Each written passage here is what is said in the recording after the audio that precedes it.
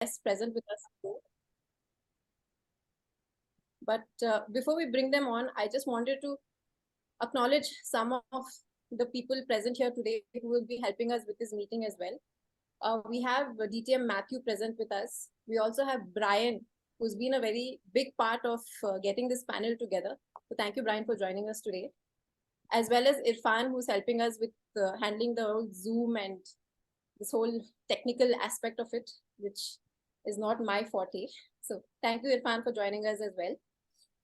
Now, to take this discussion forward, it gives me immense pleasure to introduce our moderator for today. She's currently pursuing her BA in psychology from Christo Jayanti College. She's also extremely focused. She's been zooming through her pathways and she's going to complete it in another couple of days. She has a keen interest in studying human behavior, and she believes that through the lens of psychology, we can understand the human psyche. And pursuing this concept today, she'll try to understand how stress and anxiety are affecting individuals in the workplace. Let's give a big round of applause for our moderator, Toastmaster Malvina. Hello, good evening, everyone, and welcome to this panel discussion. I am Malvina, and I will be your moderator for this discussion. Anxiety and mental health are two of the most common and underappreciated issues of the modern workplace.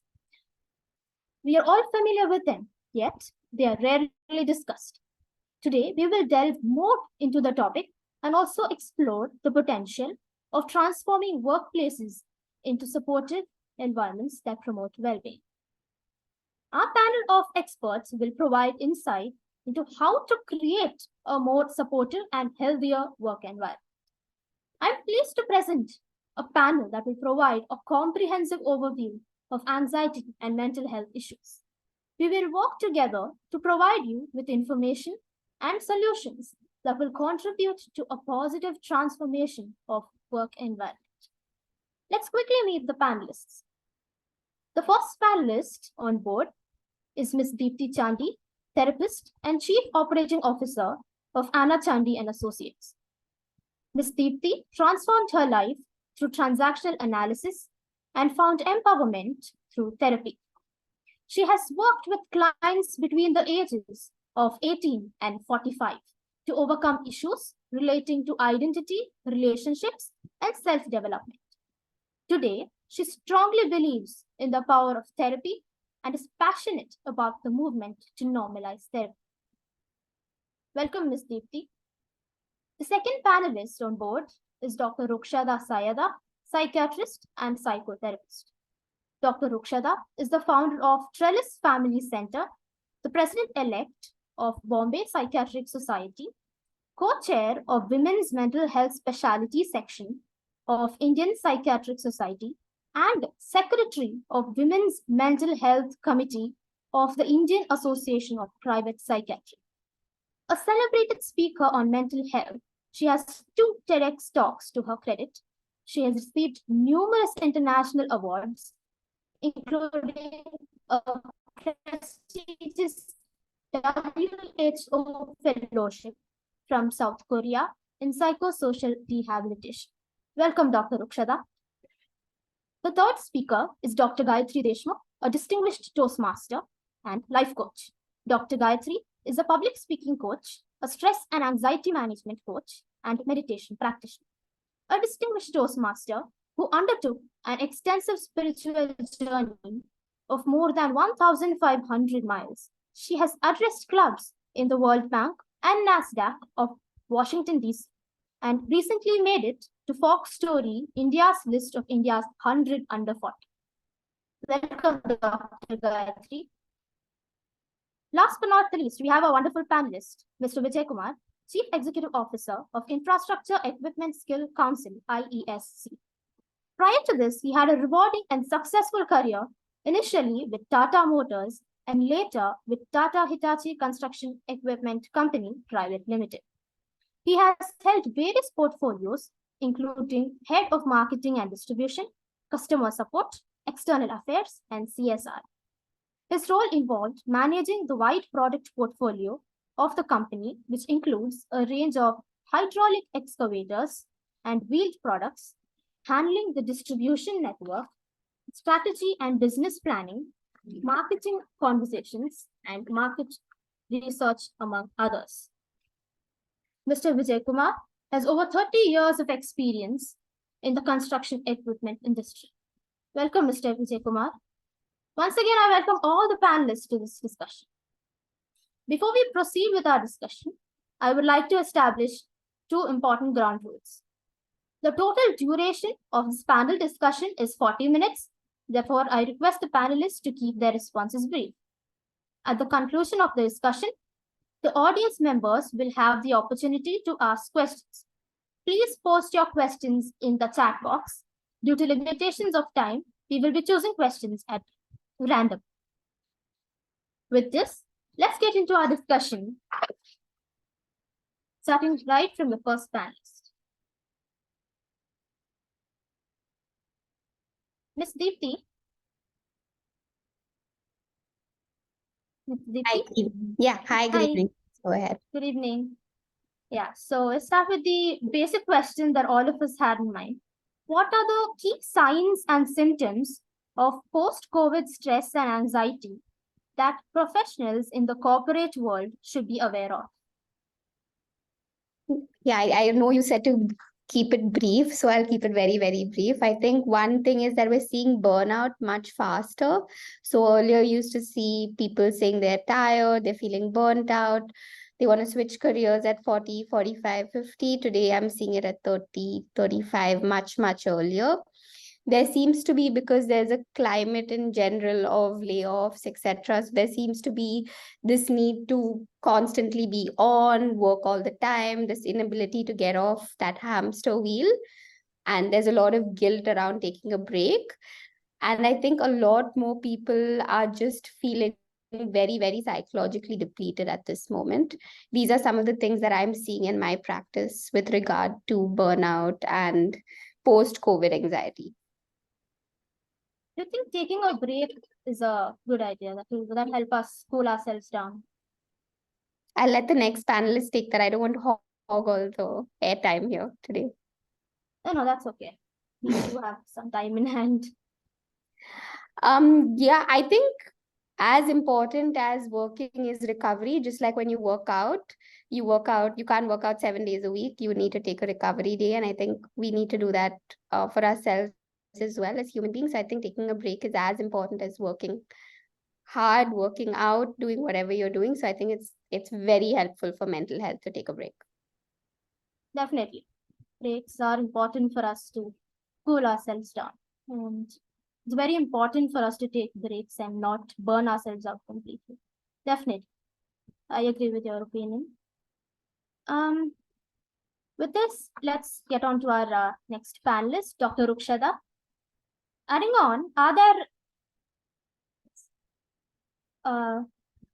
on to these, what we heard from Ms. Deepti, are there any long-term consequences of untreated post-COVID stress and anxiety that corporate professionals should be aware of? Thank you so much for that question. And I'm really glad to be part of this panel today evening. Hope it benefits a whole lot of people today and in the days to come. Anything left untreated is definitely problematic, isn't it? Especially when we are talking about an illness in the body or a distress in the body. So just like if you don't treat a cough, it could be pneumonia. If you don't treat workplace burnout or any symptoms of mental health issues that may have depressive symptoms, of anxiety symptoms, they could definitely escalate into a disorder, which would then require formal treatment and which may or may not then trigger other issues as well. Of course, that's from a health related point of view.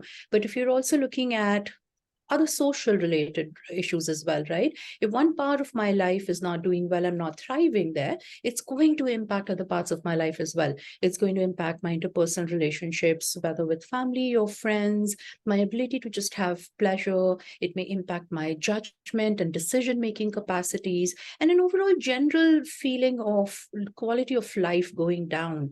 And if suppose if it also starts impacting function and it goes on for a longer period of time, that'll eat away at your self-confidence and then your self-esteem. So it can have rather long-lasting issues as well.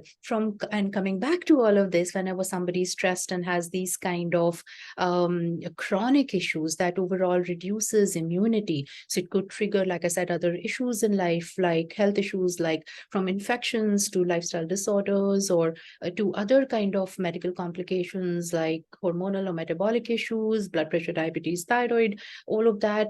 So it will, those patterns, if they become maladaptive, will then require longer and more persistent care to reverse them and get them back into like a more functional pattern. So, our teachers at school decades ago would always teach us a stitch in time saves nine. So yeah, definitely don't overlook something that might be an issue so that it doesn't escalate into becoming a disorder. Yes, definitely. Definitely, I do agree with that, because just like physically, when we see symptoms and we begin to understand there's something and we meet a doctor. Similarly, I think when we start understanding that there's something wrong with us or and our mental health, we're getting stressed out, then it's definitely time to meet a professional. And I think we shouldn't hold that. You here and just remind everybody that there are physical symptoms of mental health distress as well. So when we are anywhere from triggering migraines to digestive issues to aches and pains to easy fatigability, so there are physical symptoms of mental health and not just feeling of stress or unhappiness. So yeah, even if you listen to your body from a physical point of view, that would be a good indication. So yes, definitely we should, just as we visit doctors, I think it is good to also visit a psychologist or a therapist once in a while, so that's good for our mental health. I believe that as a psychology student. Yes, very helpful. It helps us open out, and I think that will also help us calm down. Definitely. We need people to talk to and people to listen to us. Well, life skills are always important, isn't it? And stress management, essential life skills. Definitely. Thank you for your wonderful inputs. Definitely, I do agree with that. And as a psychology student, I'm able to look at it from that point of view as well. Let's go to our third panelist. Let's see what she has to share about our next question. So, Dr. Gayatri. Yes. Dr. Gayatri? Yes. So we talked about burnout, needing to cool down, listening to our body, and all of that. So, as a meditation practitioner, can you share some mindfulness or relaxation techniques that can be easily integrated into a corporate environment to help employees manage their stress and anxiety? Based on my experience, people often share with me that their heartbeats increase, the pace increases. They are not exactly going through anxiety attack, but it's more like not understanding what to do next. Do anybody in this room feel like that, have been in there wherein you are going through a lot of stress, not understanding what to do, but it's not a continuous thing, but just momentarily it just comes and you're like, what to do? With a raise of hands, how many of you? Quite a few of you. A simple technique. You need to breathe with stomach and not with your chest. The moment you start breathing with your chest, it puts a lot of pressure on your heart. The regular breathing has to happen with stomach. The problem is that when we are experiencing high-level anxiety or stress, we automatically start breathing with our chest, and that too not to the fullest of its capacity. How to start breathing with stomach? One of the easy hacks is the moment you feel that you're not understanding anything and you are feeling very low and you are not sure how to go about with it, go in the baby pose. This is how you go in the baby pose. How does that help you? It gives you it gives you a feeling like somebody's giving you a tight hug. And when somebody gives you tight hug, it calms down your nervous system. So when you go in this pose, your chest gets a little press from your knees. And that kind of gives you the same impact that you get when you are hugged very tight by someone. How does that help? It calms you down. You automatically realize that you're breathing with your stomach. Automatically, the oxygen starts going to your head. Anxiety comes down a little bit and you start thinking. So this is one of the things that you can do. There is a second hack, which is usually practiced when you are going through a little different kind of an anxiety. How many times do you feel like you want to cry, but you're not able to cry? Not that you don't want to cry, you just want to cry out, but body is not even listening to you. I mean, nobody around you is listening to you, and even your body is not listening to you. You are not even able to cry. Breathing is becoming very difficult. What do you do during that time? Do you often feel like that, especially when some projects are happening, the results are not as expected, or sometimes in the office environment, some really bad things are said to you, and you feel like, I am not that bad as a person or a professional. I am better than what these people are saying. Do you feel like not able to breathe? How many of you go through that? Once in a while. It's not a regular thing, but once in a while. Breathing becomes a little difficult. With a raise of hands, how many of you feel that? A virtual raise of hand or this thing?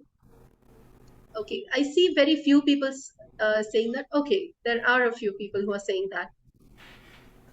It is either that particular feeling that I'm not very good because somebody is constantly giving that negativity. There is this concept of gaslighting, and post COVID, that has gone up immensely. Gaslighting is something wherein constantly you are told that, hey, you're not good, hey, you're not good enough, hey, you're not good enough. At one point, you start believing that, okay, maybe I'm not good enough. And that is the time you start getting into that different space. How to tackle that feeling? Again, babies are the solution. Go for the happy baby pose. This is how you go. The moment you go in that pose, all the negativity which you were absorbing, because you're lying down and with your feet up and you're holding them, in that particular position, you are creating a circle with your own body, which means it's a protective sphere for yourself. No negativity is entering you. Whatever it is, you're throwing it out. And this again helps you once again, breathe with your stomach and not with your chest. Breathing is the key to fight any kind of stress and anxiety. So far as you're breathing well, everything is fine. The problem is we don't breathe well. Breathing has to happen with stomach, not with chest. Thank you. Yes, definitely. Very relatable, even in college situations where you are helpless. So I think even if we're not able to do these poses when we are in work, at least we can stop and take a deep breath. That'll help us calm down. It depends on how you are taking a deep breath. If you're going to take a deep breath with chest, it's not going to calm you down. It's going to increase the whole thing. Definitely from your stomach, you have to Your take stomach, a deep yes. breath. Yes. So once in a while, I think our audience can take a break from work and breathe in and breathe out to calm yourselves down. Yeah. Just a couple of smiles. That's working. Definitely. Some new learnings. Even I'm hearing about these things the first time. So yeah, we'll try it out. Thank you. That was definitely new learnings for all of us. And I'm sure all of us will try this out sometime. Yes, let's move on to the next panelist, Mr. Vijay Kumar, fourth panelist for the day. Yeah. Hi. So we talked about now how to manage ourselves. We talked about the symptoms. We talked about the consequences. Now, from a CEO point of view, have you seen specific populations or age groups within the corporate world that who seem to be more vulnerable to this stress after the pandemic?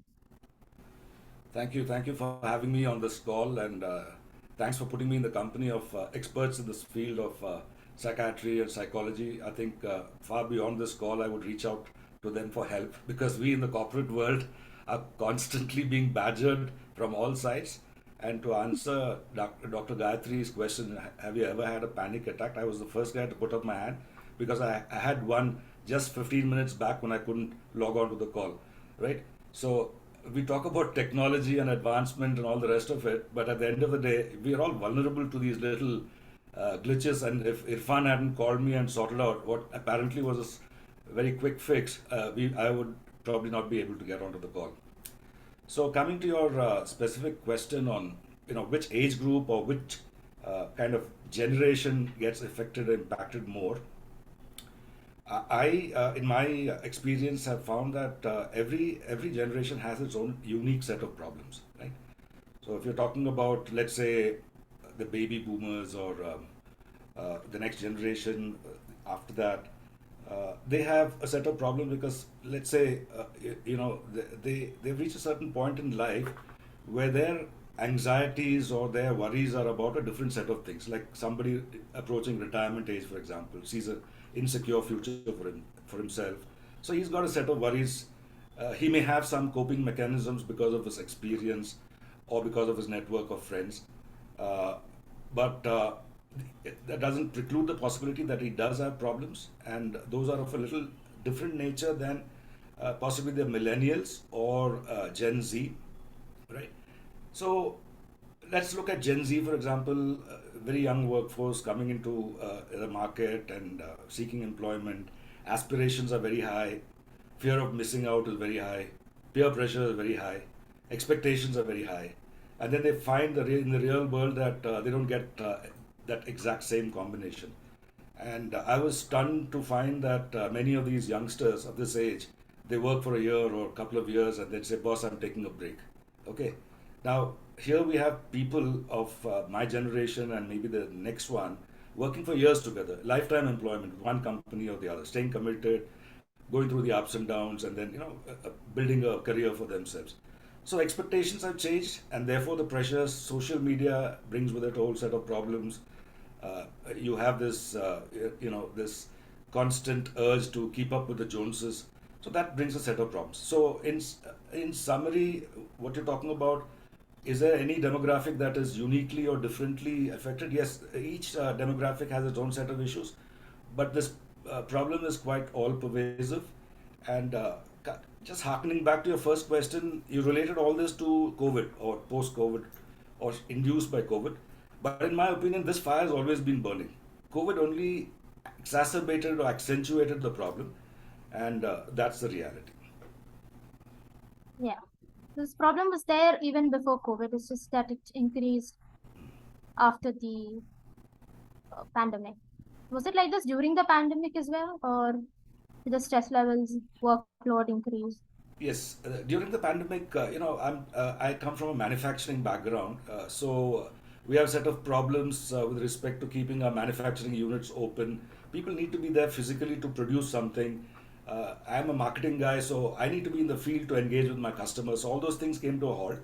But there are, of course, other job roles such as the IT or banking, etc., insurance business, where they could continue their business online. So that pivot to online helped many people, okay, in terms of continuity of their businesses. In some cases, it was physically not possible, and that produced a set of new problems. But then again, this online or virtual business leading to work from home brings with it another set of problems, which is the lack of connectedness, being untethered, losing your network of friends, the support systems that you have at the workplace. So that was the consequence of this whole COVID lockdown and the various things that got associated with it. Yes, definitely. Isolation also. Isolation. It's always good to be socializing with people and interacting. Definitely. I've not been there and done that, so I cannot very much relate to it, but I'm sure that all the audience members are able to relate to that. So Yeah, definitely. All age groups have their own set of problems, from freshers to the people who are experienced workers. Definitely. True. I do agree with that. Yes. So thank you very much for that question, for answering the question. And should we move to another of our panelists? Maybe we'll ask from a therapist. Yeah. So thank you, Mr. Vijay, for answering that question. Let's move to a therapist, Dr. Rukshada.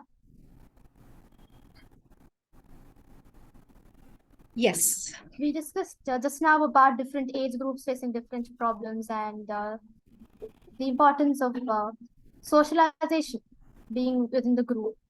So, as a therapist, what do you think are the potential benefits of group therapy or support groups for corporate employees dealing with a similar kind of stress and anxiety or similar kind of problems?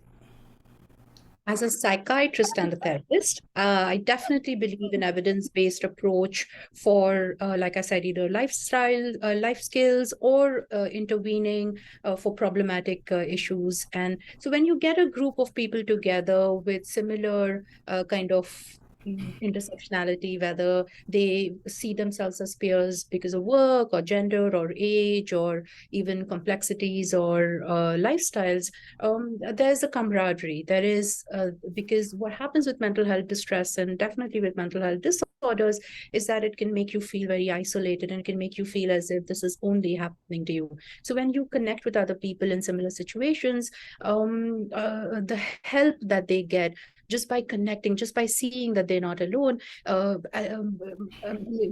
really makes a lot of difference in their term, in their self-perception of themselves, but also in maybe help seeking. The same information or message that would have probably come from somebody else might not have been taken as positively or even as therapeutically than it when it comes from somebody else that they identify with and they can relate to more. Support groups can also be something that there are, like I said, it doesn't necessarily need to be about distress or disorders. It can also be about life skills, and it can also be about sharing it. It can be about being heard and be seen and acknowledged by your peers and your groups. So there are definitely, like I said, a lot of evidence based in therapy in terms of group therapy. I've started a group 3 years ago called Yami, that's Young Adults for Mental Illness. We meet twice a month. It's virtual. It's on Sundays. It's free. It's a free fluid group as well. We do have a lot of people who come in with interacting, and we pick a topic to talk about around mental health. You could be somebody who's suffering, or you could be an ally, and the help that they get from each other clearly is beneficial, and that's why we are seeing continuing response to it and positive response to it even 3 years down the line. The more famous groups like Alcohol Anonymous or Narcotics Anonymous are again very entrenched in evidence based. They bring about a lot of therapeutic help for people. So even if we have group work wherever we can find, unfortunately in India we don't have a lot of group activities and group work available even now, for that matter. But thankfully there's some movement in that area as well, so that gives us more hope. So even a lot of people who might not really require individual therapy will definitely benefit from group therapies and group just sharing, just supporting each other, and not necessarily therapies as well. So we definitely encourage people to look forward to those because human beings are social beings at the end of the day, and when we feel connected, we feel better. Yes, definitely.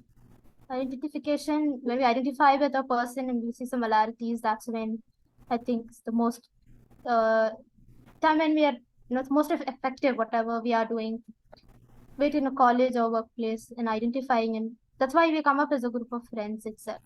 It's because of the similarities. Yes, that's definitely there. Helps us open up and talk more, and we can come up solutions within ourselves when we are as a group. When we have a, I mean, we can suggest some. Right. So even when I'm sharing my particular story, maybe, and somebody else might kind of see the parallels and take it from there. I don't necessarily have to preach something or a change or a suggestion, even maybe, but just by sharing, and other people kind of like, they function as sounding boards, really. So also while I'm saying something and I hear myself saying something, that helps me process a lot of maybe memories or experiences that may be traumatic or otherwise unpleasant. So it's not just about getting help from others, it's also about support groups are essentially self-help groups in that sense, you see. So just by being ourselves and allowing ourselves to be ourselves, and even vulnerable maybe, that we may not otherwise allow ourselves to be in other peer groups and other settings, is therapeutic and cathartic in its way. Yeah, definitely. True. So yes, we heard from Dr. Rukshada now on how group therapy or support groups are beneficial for us. Let's hear from our other therapist also, Miss Deepthi. Do you have any take on the same question in your perspectives? I completely By the way, you agree. don't have to be very brief. I'm sorry for interruption. You don't have to be very brief. You can talk up to 5 minutes. It's cool. It's okay. Yeah, I completely agree with Dr. Akshita. I think when you feel heard and seen, that itself is so cathartic, and group that feeling that you are not alone is really, really helpful. I think everyone who's experiencing any type of mental health issue always feels that they are alone, and that itself can be very alienating. So it's very, very comforting to know you have other people who might feel the same way. It's also in a country like ours where mental health is stigmatized. It's also a great way to reduce stigma. So I really do hope that we have more groups like the ones they have overseas, where you can share. Where, in fact, a client was sharing with me on one of the suicide prevention, I mean, the suicide survivor group she was on in the US, and that really helped her get back into therapy. Hello? Yeah. Yeah. Yeah. Definitely. Yes, your point of view is also there. Now I have a question for you. This is very interesting. What are the emerging trends and developments in the field of mental health support for corporate professionals, and how can they update themselves regarding that and adapt themselves to those developments that are there? So I think one of the things that COVID has done has brought mental health to the forefront. So I'm grateful for that. And a lot of the companies we work with actually have EAP, which is employee assistance programs that provide assistance to people, which is a good thing. I think what's really, really important for employees is to take advantage of these. We work with a lot of corporates who actually offer, up to 6, 7 sessions of therapy completely free to their employees. It's everything is very confidential, and it's a great way because your personal life will spill into your professional life, and that happens to all of us. So when you actually are going through something in your personal life and you deal with that, then you're also more available professionally, and I think it works. You know, it sort of flows into each other. So I think definitely take advantage of the EAP if your organization offers that to you.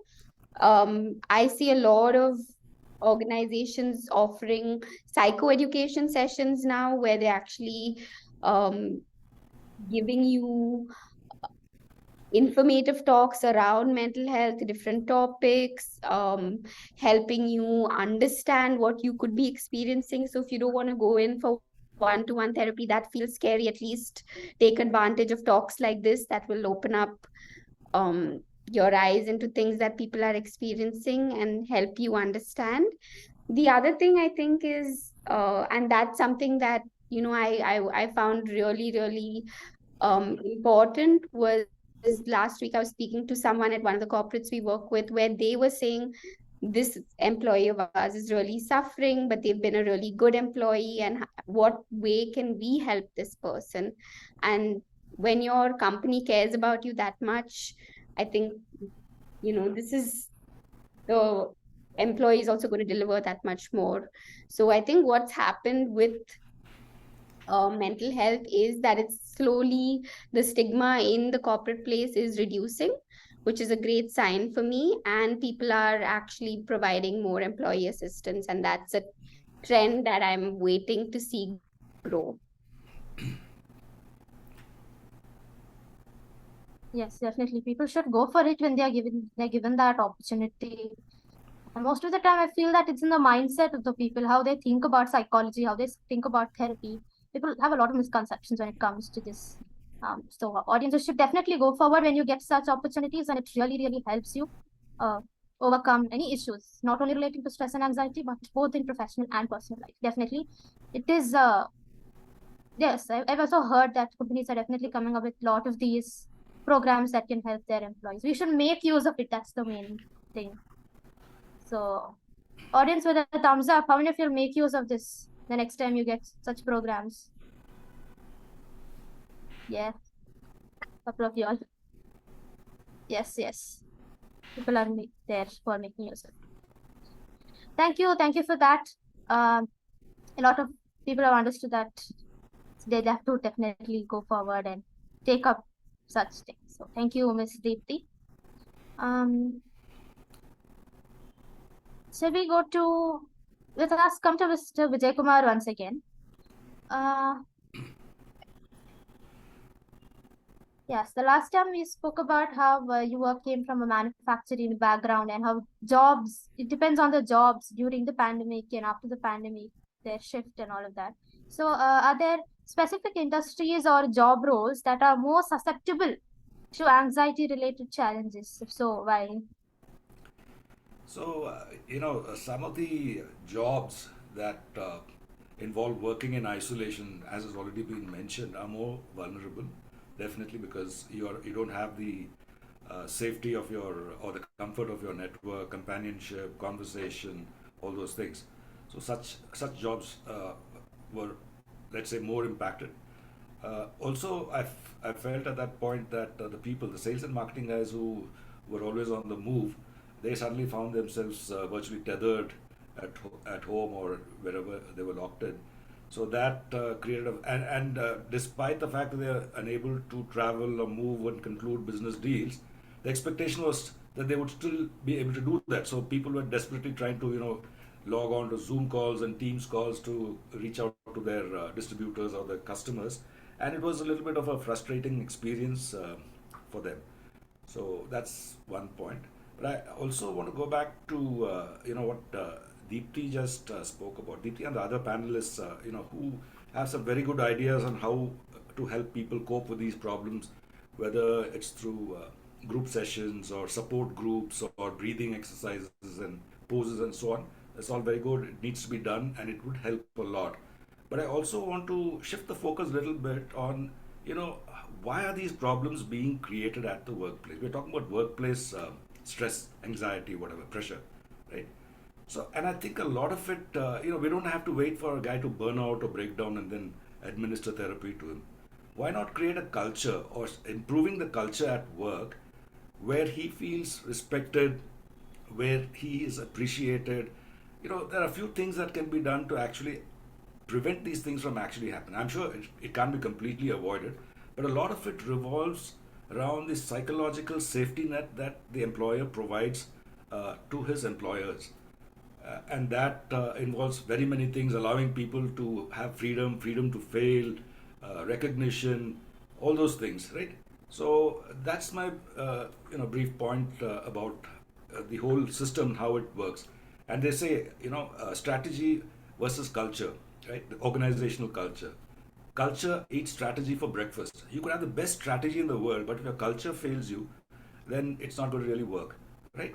So, I mean, given the paucity of time, I'll stop here. But I think that there can be plenty of things that can be done as interventions to create a healthier atmosphere where these things don't get Yes. escalated, and you can stop it in time. Yes, definitely. Prevention is better than cure any day.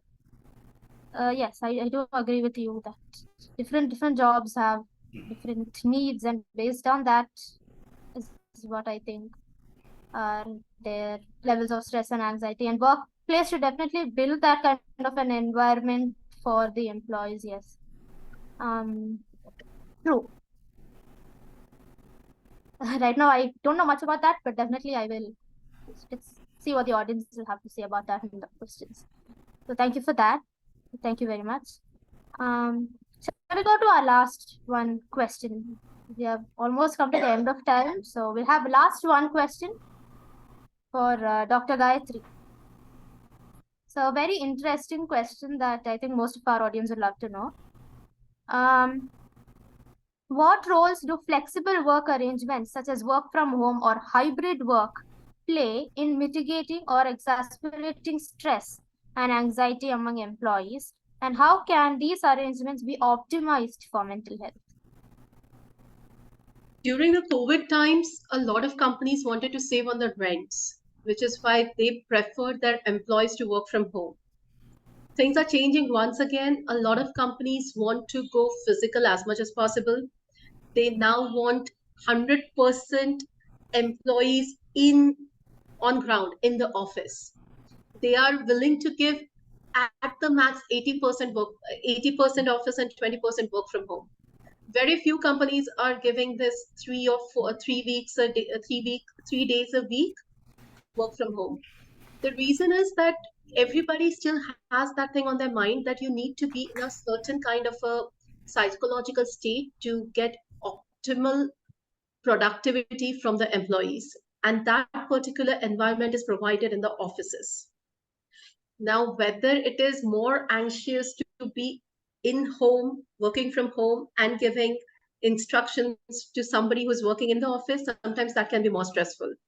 That maybe I'm the supervisor and I have to maybe give some instructions to the designers that do this, do that. It may take 5 hours, but if I'm standing right on their head next to them, I can quickly show them what needs to be done. So there is no thumb rule as to what is a better scenario, whether work from home can really help in reducing stress. There is no telling that. Having said that, I know about this one person who got 3 days a week work from home. They had not like a bedridden grandparent at home. They would sit with the grandparent working, not really talking to the grandparent constantly, but still that particular thing that I am sitting with my grandparent during their last days, it kind of gave a lot of satisfaction to that particular person, which kind of ensured that he was working as well. His work is not suffering, but he was also able to give time to his family in terms of his familial responsibilities. There cannot be a thumb rule. Everybody has to use their own wisdom and decide whether I'm a kind of person who would work better from office or whether I'm a kind of person who can work better from home. There are certain jobs like coding and all, it doesn't matter where you're sitting. The better, I mean, I know one person in my particular contacts, he is always on vacations because he has work from anywhere. So every month he is vacationing in a different spot. He is taking a room on rent in a different location, right from Himachal Pradesh to Uttarakhand to Goa. His work is not affecting at all, but his mind remains fresh. But at the same time, I have another person who goes through a lot of stress when at home because there are too many things happening at home. They are not able to concentrate on their work. So they prefer that at least those 8 hours that I'm in office, I'm able to focus, and sometimes I get more relaxation in office. A lot depends on what background you come from. A lot depends on what is the work culture in the office. A lot depends on that individual. The moment we start categorizing, generalizing, and putting people in one box, that is where the problem begins. I believe each individual should be given an opportunity to explore for themselves whether work from home suits them or work from home doesn't suit them, whether they prefer to work from office or whether they don't prefer to work from office. It should be an individual who is deciding because every person is different. Every person will respond differently And we have to acknowledge that 10 people will not be alike. They will not respond in the same way. Yeah. So while group therapies and all they work, I believe each individual has to be self-dependent on that front. In group therapies, we do rely on group, we do rely on other people to help us, which is a very good thing. But there comes a point wherein you have to rely on yourself. The whole Atmanirbhar Bharat is not just for economics, Yeah. it's also about being spiritually independent, emotionally independent, mentally, psychologically independent. Yeah. Depends, as you said, on work, how each work differs also. Few work can be done from anywhere. Few jobs are work from home. Few jobs are can be done only in an setup. Yes, definitely. Differences are there, and how we manage intrapersonal management, situation management, all of that is definitely very important. I mean, think about it. If you have a mother of two, she's going to get more work done if she's in office rather than at home. And if it's a mother, she would at least take that 8 hours as an opportunity to spend some time in calm and tranquility. Yeah. Yeah. It depends who is the person, in what scenario they are. Maybe their house, their environment in home is not really very conducive. So Yeah. such people prefer to spend more time in office. The less time at home, the better. There are certain father and son relationships. The son leaves home before the father wakes up and comes back after the father is asleep, Yeah. just to maintain the domestic peace. Yes. Yeah. It's not about right and wrong. It's their way of tackling their issues. Yeah. That is all. Yeah. Thank you very much. A lot of learning that we had today. Before we go, I have one more question that I want to ask Ms. Deepti. What it was, lot of curiosity and learning. So, Ms. Deepti, there's one more question that's been that's related to what we discussed just now. So, how can individuals differentiate between the normal amount of stress and anxiety that they're going through, or how can they know when a professional intervention is needed in what stage do they have to do they realize that a professional intervention is needed? Thank you for the question. I think I'd like to go back to what Dr. Rukshida said. When you have a cough, when do you check whether it's just a cough or is this going to be the start of pneumonia? So when you feel like it's something that you can't handle or it feels too overwhelming, and it's over a period of time, I would say at least like maybe 2 weeks, and you're not feeling so good, definitely go to a professional. There's nothing wrong in doing that. And it's okay if they say, maybe you don't need help, you don't need professional help. But I personally believe that all of us benefit from going to therapy, because today we're all dealing with multiple things on multiple fronts, and it will help all of us. I'm in therapy myself. I think it's okay for all of us to be in therapy. Yes. So yes, I think don't wait till the very end when you start facing those problems. Definitely visit a professional, and it helps. I've also seen, not in corporate setups, but I've seen how therapy helped people overcome their fears or solve their problems to an extent where they can manage themselves. So again, I'm stressing on the point. It's definitely okay for you, audience, for all of us to visit a therapist. You go to a doctor for a cold, you go to a doctor for when you have something serious. So you can definitely visit the therapist, whether your problem, if you feel a minor problem or whether it's just talking out, you can definitely visit a professional. It helps. So I've done that in my college. We have people coming in, so I think that works. And when you're talking to someone whom you're not really familiar with, I feel it's easier for us to put forth our points. I felt that when I talked to a counselor who came. So definitely, you'll have to go for it. An objective third person. Yes. Maybe things that you cannot share with your dear and dear ones, or maybe problems that you're not able to share of this, you'll definitely be able to share when you have a professional help. So yes, definitely. I agree with all the points that we really discussed today. So thank you once again, Ms. Deepti. And thank you all panelists for joining us in today's session and for a wonderful discussion. As they say, all good things must come to an end. So does our discussion. We've left with the last 5 minutes for our question and answer session. So I would like to open the forum for our audience. So there were a lot of questions come in. The first question is from DTM Richa to Dr. Rukshada. So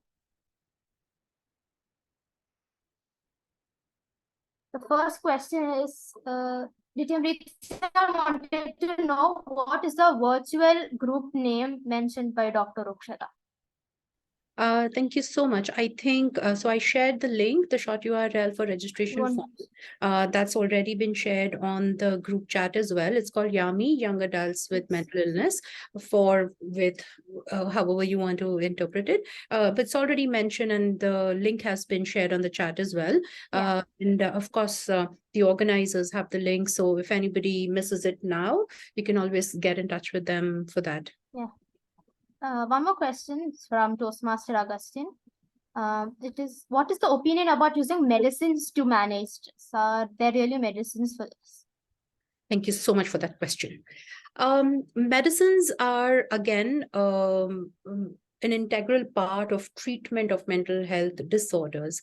When we say managing stress or managing burnout, we, unless and until a situation or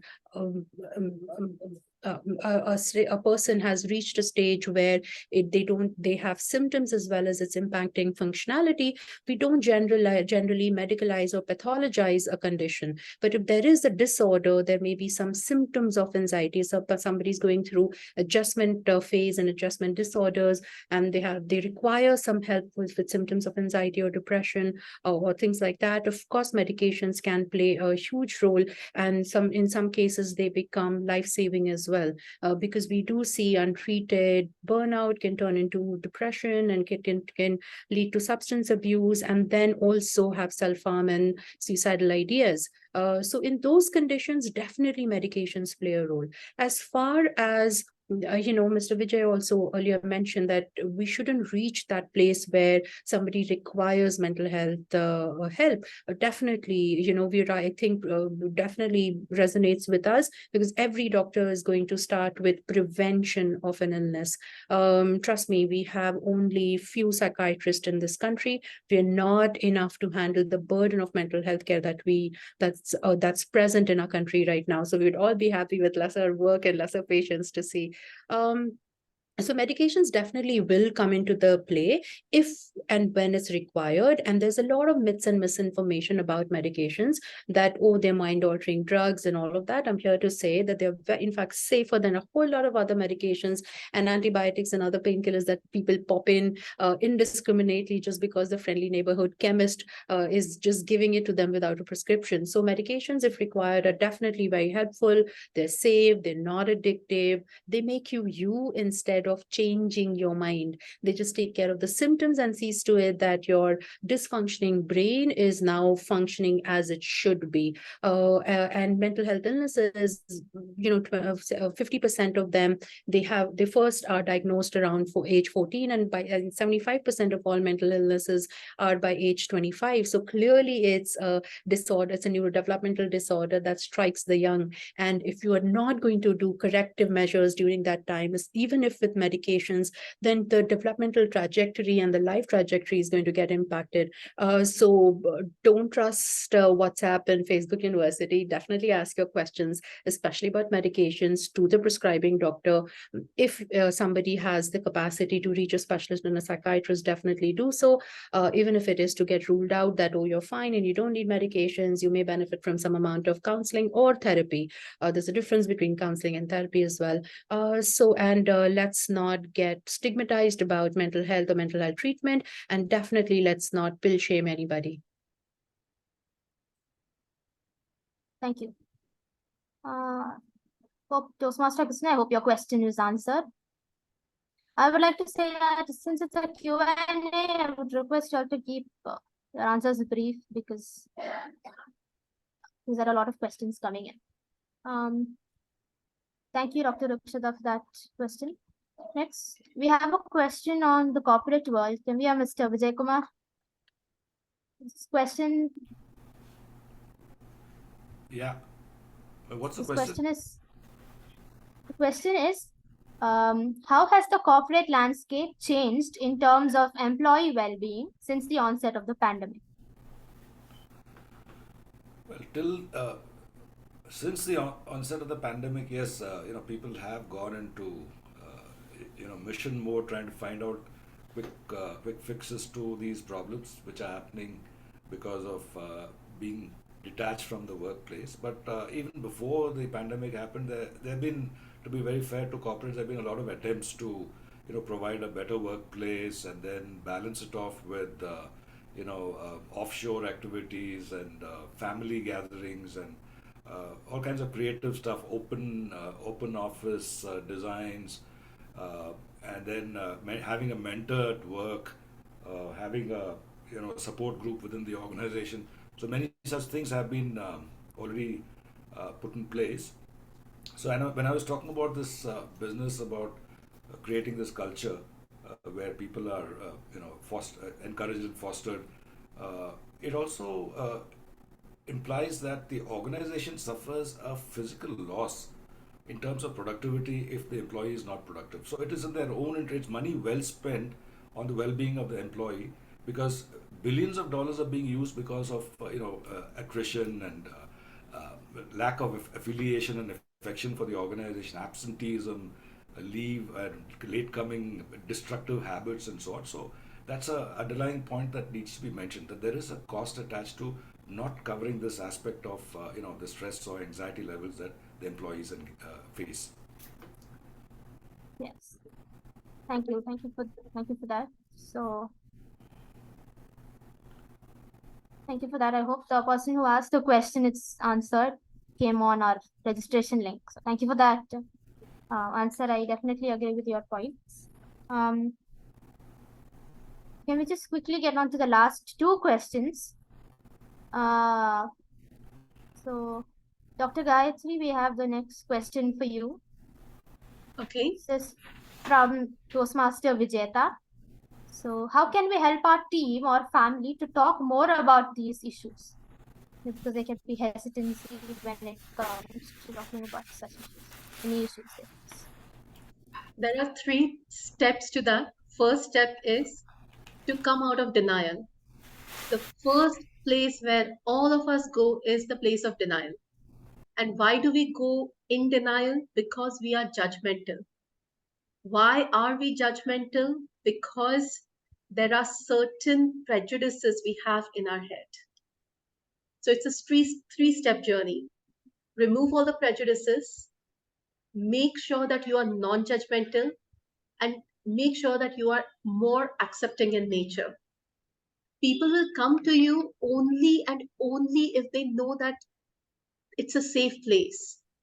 If your family or friends or your team members, they have even little fear that you will judge them for their actions, you will judge them for their feelings, you will judge them for maybe being weak or not being able to handle, the moment that comes into play, people will not talk.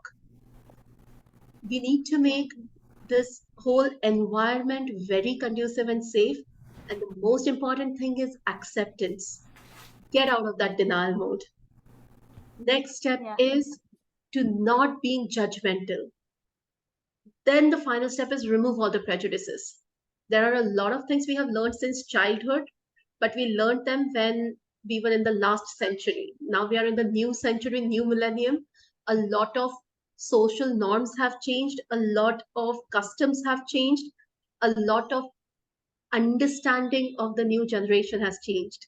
Things which had shock value in 90s are today very normally accepted, which is why it is essential that the prejudices are removed. So these 3 things, and people will come and talk to you. The main thing being non-judgmental anytime. Yes. That is the cause for low self-esteem or being in cocoons and not really coming forward. So yes, be non-judgmental, everyone. Thank you so much for that. I do agree on that point. So I've seen how being judgmental avoids us from really opening up. So yeah, we have the last question for our panelist, Ms. Deepti. A very interesting question. Sure, go ahead. This is from Toastmaster Arun. How to avoid transfer of our stress to others? That's a great question. And I think it brings us back to what you asked me before. How do we know we need help? I think the minute you feel like you're projecting your stress onto someone else, you're getting irritable easily with other people, or you're trying to put it on them, that's the first sign that you perhaps are going through a lot and you need to talk about it to someone in a safe space. So the way to avoid stress is to talk about it. It's like a pressure cooker, right? When you build up so much, you're just going to burst out, which is why you need the whistles to actually let off steam. So that's the first way, is to perhaps start talking about it to someone you feel safe with. May not be a therapist, and then ideally go to therapy after. That's true. Definitely. Who you are safe talking, if you feel safe talking to, need and be a therapist always. And it's most important not to put your stress onto the others, because we don't know what they are going through as well. So yes. Thank you for that. Definitely. So with this, I think we come to the conclusion of our question and answer session, because we are, I think, almost crossed time given to us. So thank you, Ms. Deepti, for that answering the questions. And once again, I would like to thank our panelists for being with us and answering all our questions. It was a very insightful session that we had today. We learned a lot. I personally have taken a lot of notes. We learned about how we need to take breaks, and how burnouts is not very it's very bad for us. We also learned how to open up, and I think most important perspective was to be non-judgmental, maintain the transparency. We also learned about how it's okay to visit a professional. It's not just your physical health, but your mental health. We learned a lot of new perspectives. I am sure all of you have taken notes for today's session. It was very interesting. We began talking about burnouts, and we went to talk about different age groups of people have different problems. We talked about how medicines can be taken for certain problems, and there are different myths that we need to stop, which I think we stop believing about psychology, break all of that, come into reality. Expectation versus reality may not be the same, especially for us who are new to the work field, who come thinking things are going to be smooth. Overall, we had a wide range of thoughts. It started from psychiatrists, therapists, it just went on. So it was a very insightful session that we had.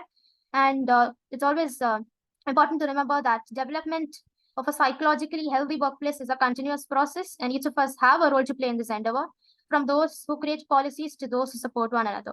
So we have to pledge to work together to create a cultural well-being. This discussion has been an invaluable resource, and we invite you to take the lessons learned and apply them to your own workplaces as well. We are on a journey to create a more compassionate and equitable work environment for all, and are committed to continue having this conversation beyond this room as well. Share it with your family and friends, help them gain more knowledge on workplaces, going supportive workplaces, and manage stress both in their personal and professional life. Once again, I would like to thank our panelists, Ms. Deepti, Dr. Rukshada, Dr. Gayatri, and Mr. Vijay Kumar, taking time off on a busy evening, a weekday, and joining us for this panel discussion, and our audience members for also taking time off in their busy schedule and coming here to listen to what our panelists have to say. I hope you have all taken notes and this session has benefited you all.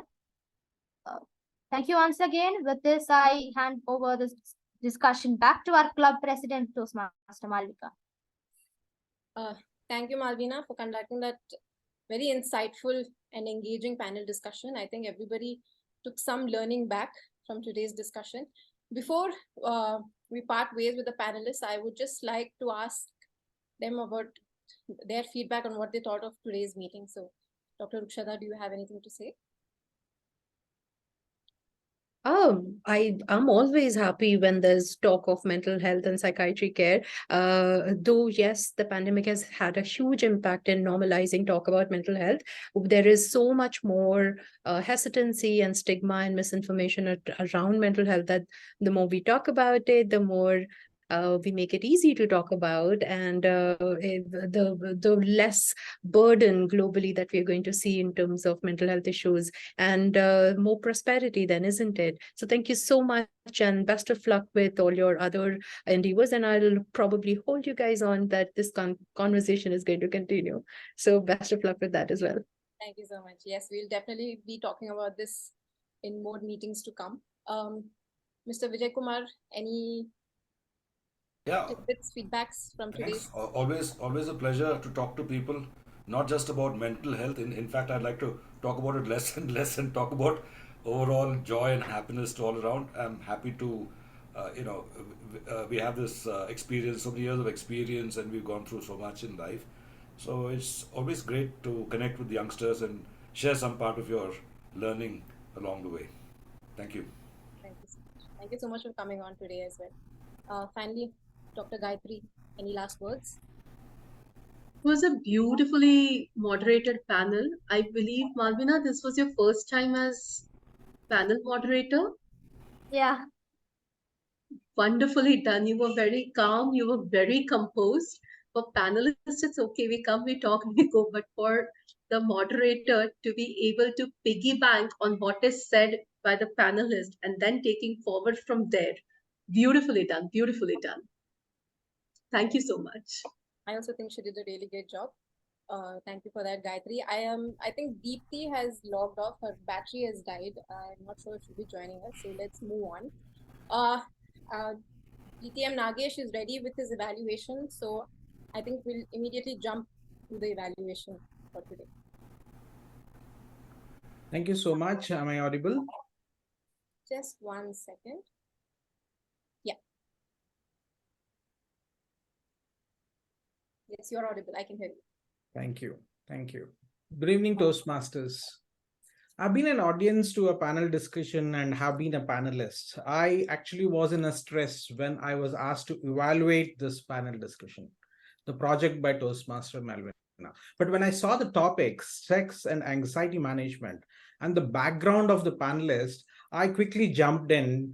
Maybe let me practice something while I'm hearing, understanding, and evaluating this project. For me, it was a time well spent with all the four, listening to all the four panelists. I must commend you, Toastmaster Malvina, for the choice of topic, which is so relatable, irrespective to people, irrespective of generation, occupation, or location. Let me share with you what more I liked in your project. Even in your workplace, if you are not able to do all exercises, at least take a deep breath. It would help. Be non-judgmental.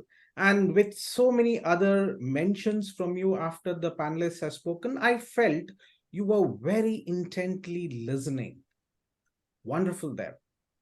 Your responses and remarks were very, very respectful. I am sorry for interruption. I also observed this once or twice when panelists started speaking while you were still in your flow. You kept quiet, allowed them to speak. I loved how you stopped there and you stepped back. You didn't provide too much of info about the topic and allowed it to unravel during the discussion. That was so thoughtfully done. I would say very, very well done over there. Now, if I have to give you some areas of improvement on this particular project, if you do it another time, here are a few of those.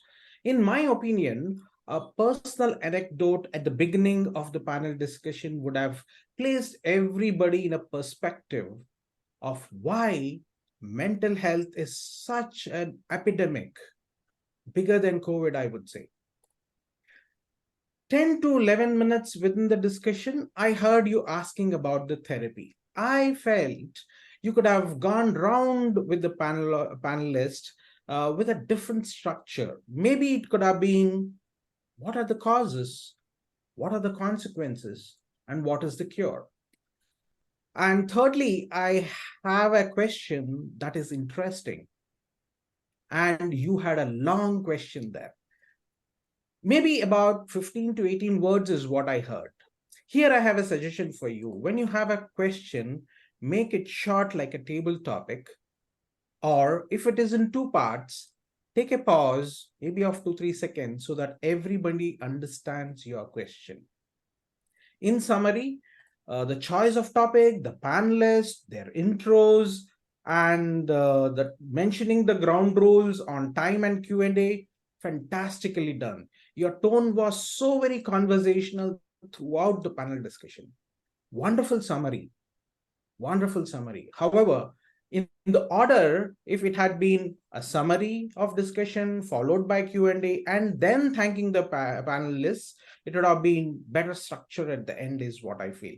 I love the discussion. Immense takeaways, learnings, and action items for me. Back to you, Toastmaster Malvika.